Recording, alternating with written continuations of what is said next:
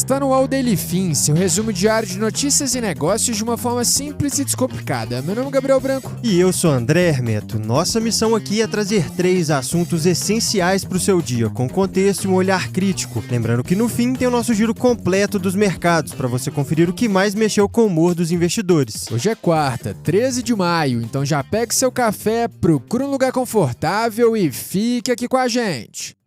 Entre os destaques desse episódio na seção Empresas, Spotify adianta Rapid em comemoração a 2 décadas de história. Em mundo, Netflix gerou 325 bilhões de dólares para o PIB global. Já no Brasil, explosão atinge casas e deixa ao menos um morto em São Paulo. E antes de começar nosso podcast, o patrocinador hoje é para você que acompanha o dólar e sentiu um alívio nos últimos meses. A moeda americana está perto de R$ 4,90 e já caiu 10% nesse ano, depois de já ter recuado 11% em 2025. Um cenário excelente para quem precisa mandar dinheiro para fora. Pois é, porque no final do dia, para quem investe no exterior, paga fornecedor internacional ou banca despesas de um intercâmbio, qualquer variação do câmbio pode mudar a conta final. Só que tem um detalhe que muita gente esquece, que a cotação é só uma parte da história. Na hora de fazer uma remessa, taxas e burocracia também entram no caminho. E aí o processo pode ficar mais caro e bem mais complicado do que parece. E para resolver isso, existe a nossa parceira Remessa Online, uma plataforma criada para simplificar transferências internacionais com câmbio competitivo, taxas transparentes e menos burocracia. E para os ouvintes do podcast ainda tem um benefício exclusivo. Usando o cupom DAILYFIN tudo junto, você garante 15% de desconto na taxa de câmbio. Para você deixar sua próxima remessa mais leve do começo ao fim, o link está na descrição desse episódio. É isso aí, Branco. Mas agora, voltando para nossa programação, bora para a primeira notícia.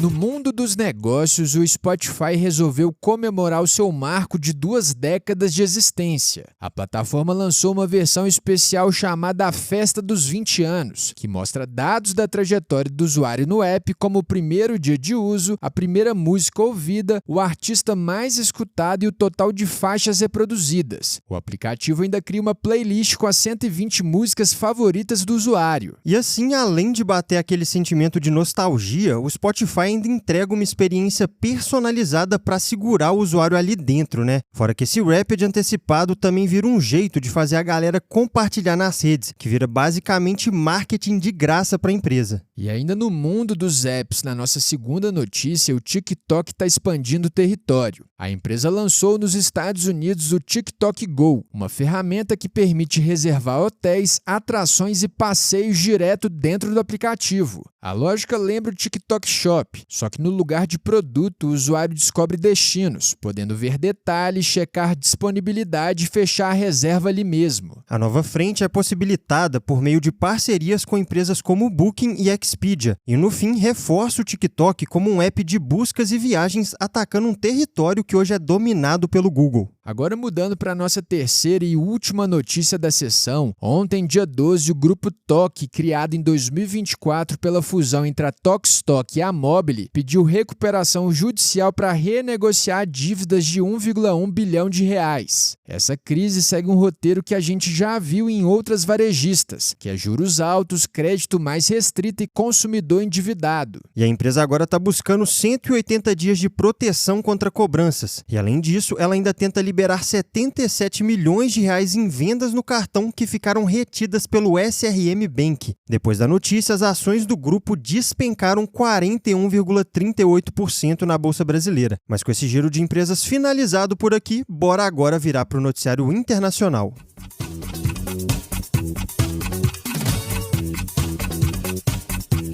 Agora no bloco internacional, a Netflix soltou ontem um estudo para mostrar o tamanho do chamado efeito Netflix. Segundo a empresa, as produções da plataforma já geraram 325 bilhões de dólares para a economia global nos últimos 10 anos. E o mais interessante aqui, pessoal, é que os números do estudo mostram um impacto muito além da quantidade de assinantes da plataforma. Na última década, a Netflix investiu 135 bilhões de dólares em filmes e séries, trabalhou com mais de 2.000 produtoras e criou mais de 425 mil empregos em produções próprias. E hoje a escala é gigantesca. A plataforma já produz conteúdo em mais de 4.500 cidades e municípios espalhados por mais de 50 países. E aí, na prática, isso vira emprego, fornecedor, hotel, transporte, ou seja, movimenta um ecossistema inteiro em cada lugar que ela grava. Nos Estados Unidos, por exemplo, a série Stranger Things, ao longo de 5 temporadas, gerou mais de 8.000 empregos. Dentro disso, foram mais de 200 dublês, além de 3.800 fornecedores envolvidos na produção. E quando a gente puxa para o Brasil, também tem um recorte relevante. A Netflix tem até 150 títulos nacionais no catálogo mundial. Só para a minissérie do Senna foram contratados mais de 200 atores e 14 mil figurantes. E no além também tem o caso da Coreia do Sul, com a série Round 6, que já passou de 300 milhões de visualizações. Só em 2021, que foi o ano de lançamento da primeira temporada, a Netflix estima que contribuiu com 1,9 bilhão de dólares para a economia sul-coreana. Ou seja, por trás do streaming tem uma engrenagem econômica enorme rodando no mundo inteiro. Isso também aparece nos resultados da empresa. No primeiro trimestre de 2026, a Netflix reportou lucro líquido de 5,28 bilhões de dólares, uma alta de 86% em relação ao ano anterior. Pois é, e para vocês terem uma noção, ao fim de 2025, a companhia tinha 325 milhões de assinantes globais. Mas agora, com esse panorama internacional fechado, vamos direto para o noticiário aqui do Brasil.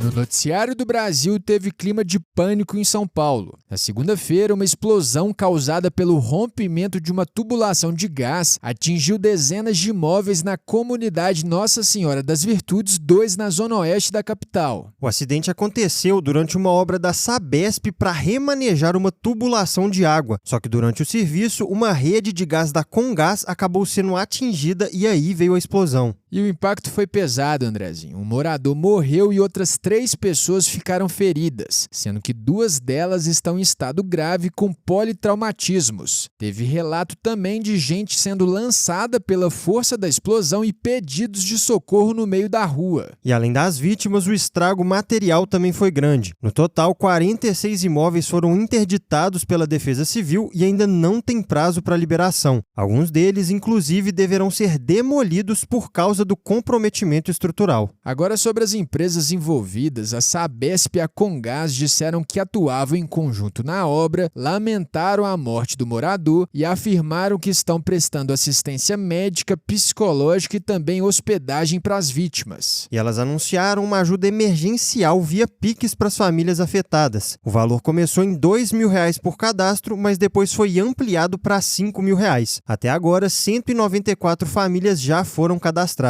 Olhando agora para frente, o caso vai ser investigado pela Polícia Civil e outros órgãos competentes, que prometeram uma apuração rigorosa e independente sobre a atuação das concessionárias. Mas com esse episódio grave aqui no Brasil, a gente encerra a sessão nacional e segue direto para o fechamento dos mercados.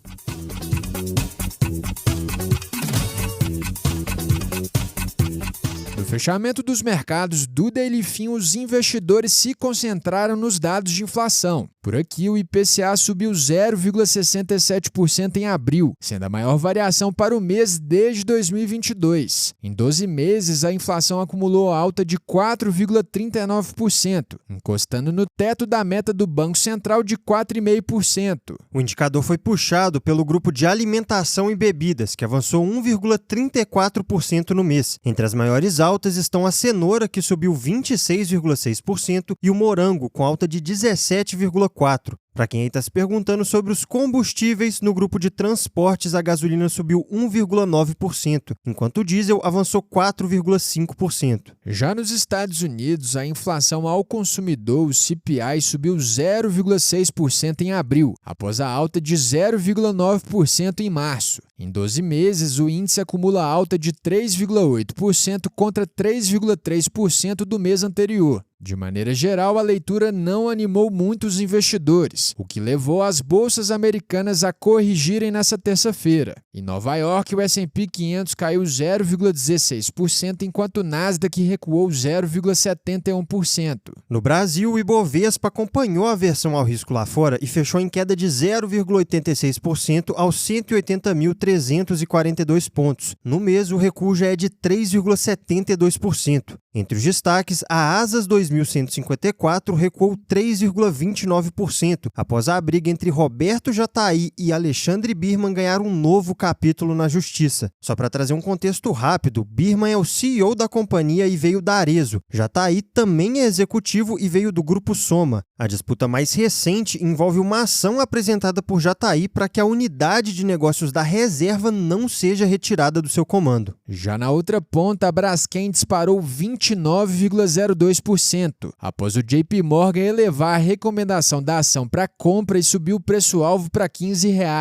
Analistas também citaram um possível short squeeze no papel, que é quando os investidores vendidos precisam recomprar a ação e acabam acelerando a alta. Para encerrar com o câmbio, o dólar fechou praticamente estável pelo segundo dia seguido, cotado a R$ 4,89. Mas agora que encerramos essa sessão, terminamos mais um episódio. Se você curtiu nosso conteúdo hoje, já segue a gente aí e ativa o sininho para não perder os próximos. E lembrando aqui que essa é a versão em áudio da nossa newsletter. Ela chega todo dia às 6 horas da manhã no seu e-mail e por lá você encontra mais detalhes e outras sessões que não cabem por aqui. O link de inscrição está na descrição desse episódio. E se esse episódio te ajudou, não guarda só pra você não, já compartilha com os amigos e com a galera do trabalho, até porque todo mundo merece ficar bem informado. Boa quarta, turma, a gente se vê amanhã no próximo episódio. Valeu, pessoal!